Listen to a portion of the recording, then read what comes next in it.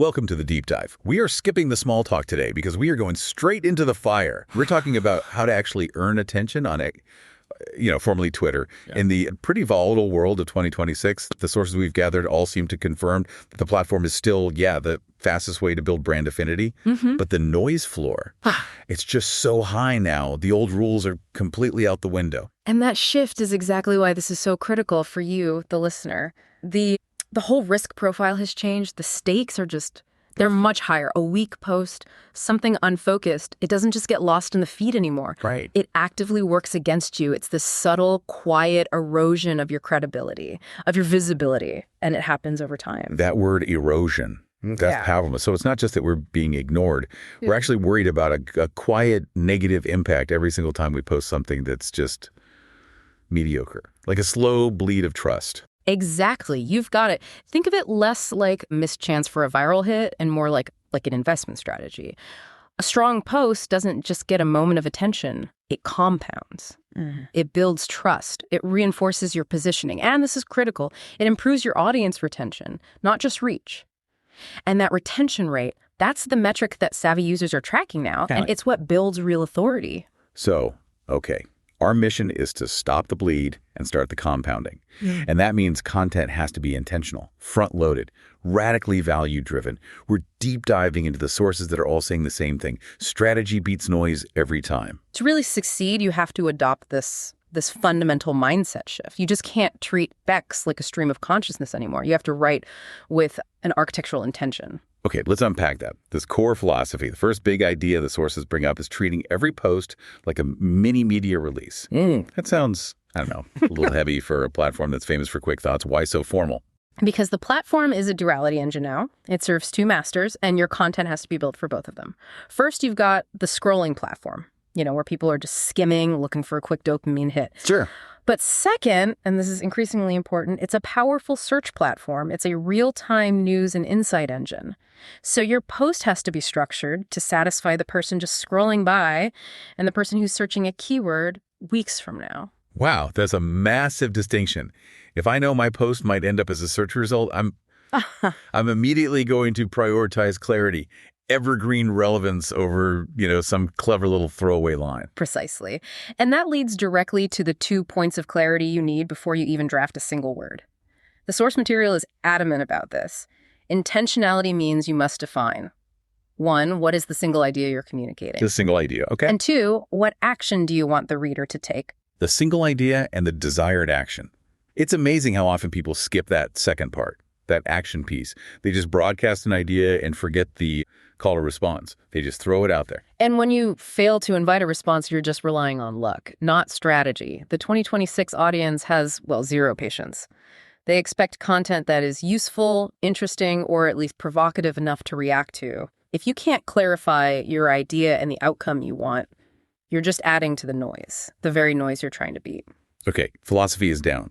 Let's get into the mechanics. The sources lay out 8 specific structural traits. And this feels like where we separate the amateurs from the strategists. These traits are all about speed of comprehension. That speed is your currency. Let's start with the absolute non-negotiable trait, front-loaded. Front-loaded. So your strongest idea, the hook, has to be right there, instantly. No burying the lead. Correct. The data on this is absolute.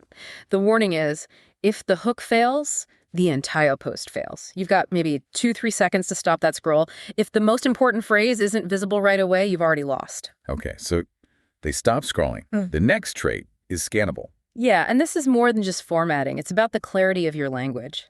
Scannability means using direct language, short paragraphs, maybe line breaks, anything that requires, and the source puts it this way, no mental gymnastics for the reader. No mental gymnastics. I like that. It has to be instantly digestible or they just bounce. But what if the topic is, genuinely complex? Yeah. Or really technical? How do you simplify without sort of dumbing it down? It's a great question. It's a key challenge. The sources suggest using a powerful analogy or metaphor right in that fun-loaded hook. So you're not simplifying the topic itself. You're simplifying the language and structure around it. Make the structure easy, even if the content is hard. That makes sense. That clarity leads right into trait number 3, intentional. This kind of reinforces that mini media release idea, but What's the practical difference between being intentional and, say, the fifth trait, which is focused? Intentionality is about the life cycle of the post. Does this post strategically serve your broader purpose? Does it reinforce your positioning? It's about eliminating clutter on a strategic level. It means no filler, no noise.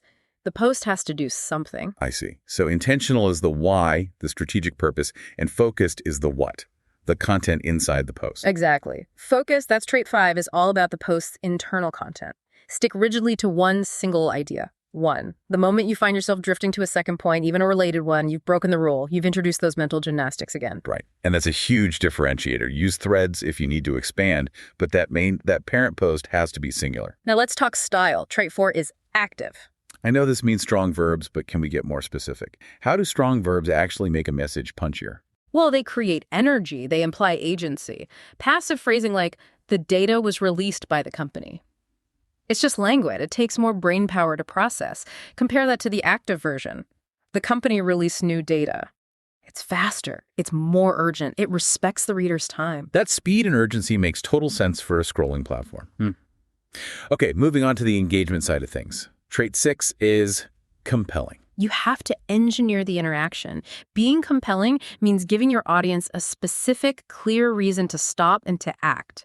Did you offer a sharp insight they need to save? Did you ask a question that just begs for a public answer? If it's not intuitive to reply or repost, they just move on. Right. And number 7 is concise. Respect their time. Maximize the power of your words. Use only the characters you absolutely need. The sources noted that people often feel like they have to fill the space just because it's there, but the data is clear. More space does not mean more impact. Being concise shows confidence. And finally, trait 8, on brand. Your tone, your vocabulary, your unique point of view, it all has to be instantly recognizable. Consistency here isn't just visual, it's about your voice identity. When someone sees your post, they should know exactly who's speaking and what kind of value they're about to get. That familiarity is what compounds your credibility. That structural framework is solid. 8 tests for every single piece of content. So we know the structure needs to be concise and clear. What specific content formats fit these rules? What's actually driving engagement? Right, so we're shifting from the how to the what, from delivery to material. The formats that work best are the ones optimized to, well, stop the scroll visually and lower the barrier to participation. And the sources point right away to visual content. Oh, absolutely essential. Images, short videos, motion graphics, they physically stop the user's eye. They act as that front-loaded hook, but visually. It buys you just enough time for your text to land. So once you have their attention, you have to deliver value. Yeah. Fast. That's where data and insights come in, right? Exactly. Quick stats, surprising facts, counterintuitive observations, they build instant credibility. You're providing utility and positioning yourself as an authority with, a minimal character count. I also noticed a heavy emphasis on interaction. So, questions and prompts. This is critical. It shifts the entire dynamic. You move from just broadcasting information, which is a one-way street, to inviting participation. That's a two-way conversation. That invitation is what creates that compounding effect we talked about. We also see the success of quotes and strong statements. Yeah, these are just highly compressed ideas. They're designed for instant thought provocation, which makes them super shareable. They let someone repost and agree without having to, articulate the whole thought themselves. And we have to talk about smart humor. The sources were very specific here. It's high risk, high reward. It is the ultimate connector, but only when it's perfectly aligned with your brand voice. If it feels forced or confuses your audience, it compromises that credibility you've worked so hard for. And to make things easier, the sources also suggest using simple interaction cues. Make it easy for them. Don't ask for a huge essay in response. Simple cues like reply with your best analogy or repost if you agree, that reduces the cognitive friction. The easier you make it to engage, the more engagement you'll get. What about getting found in the first place? What's the take on hashtags? Strategic use is key. The recommendation is 1 to 3 relevant tags. No more.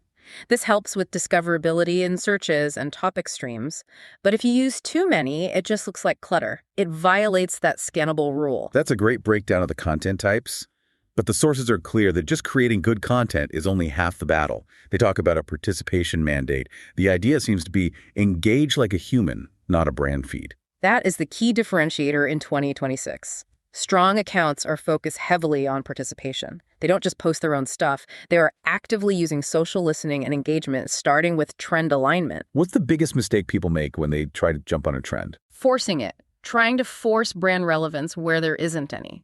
If the conversation is about, I don't know, a major global event, don't try to shoehorn your software product into it. Trend alignment means participating authentically in the discussion that's already happening.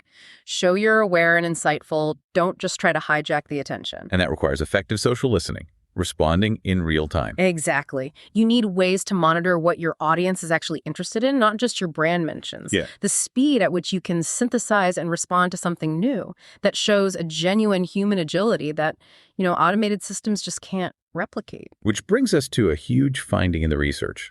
Engagement first.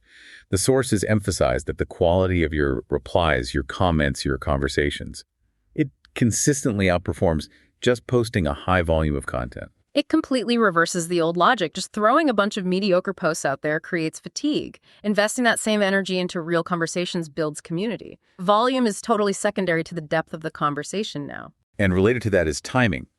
The sources say timing matters more than frequency. Yeah, posting when your specific audience is active is everything. This isn't about some generalized best time to post. It's about understanding your niche. A brilliant post at 3 a.m. for your audience is a wasted post. You have to maximize the moment of interaction, not just the number of moments. Finally, we have to talk about the elephant in the room. AI as support. In 2026, how should we be using it without losing that crucial human voice? AI should be your high-level assistant, not your writer. The sources point to 3 really powerful uses. First, analyzing your own high-performing posts, what worked 6 months ago. Okay. Second, drafting alternate headlines for A/B testing. AI is fantastic at generating variations on a theme to find the best hook. And third, summarizing complex discussions to help with that social listening we just talked about. That's powerful. So use it for analysis and optimization, not for creating the core idea. Crucially, the mandate is absolute. Keep the voice human. The connection is built on a recognizable tone and personality. If your content starts to feel automated, you violate the on-brand rule, and your credibility is it's gone instantly. This whole deep dive has really been a masterclass in shifting from just being on X to being relentlessly strategic on X. The key takeaway for you, the listener, really, is that winning in 2026 comes down to clarity, consistency, and delivering compounding value. And if you connect all these dots, it just underscores that big strategic shift. It's away from chasing that one-hit wonder viral moment and towards sustained relevance. The final thought from the source material is a bit sobering, but it's true. There is no such thing as breaking the internet with a single post anymore. The era of the lottery ticket post is officially over. It is. Success is built on that daily commitment to those 8 treats, delivered with clarity, with consistency, and with intent over time. That is how you build the credibility that actually matters in this noisy world. Strategy, focus, human participation. That's the formula. So what does this all mean for you right now? Given that the key is consistency and compounding, not volume, and knowing you have to lead with a front-loaded idea, what single high-value concept can you clarify and deliver today to start that process? The journey to becoming well-informed begins with intention. Intentional content is how you win.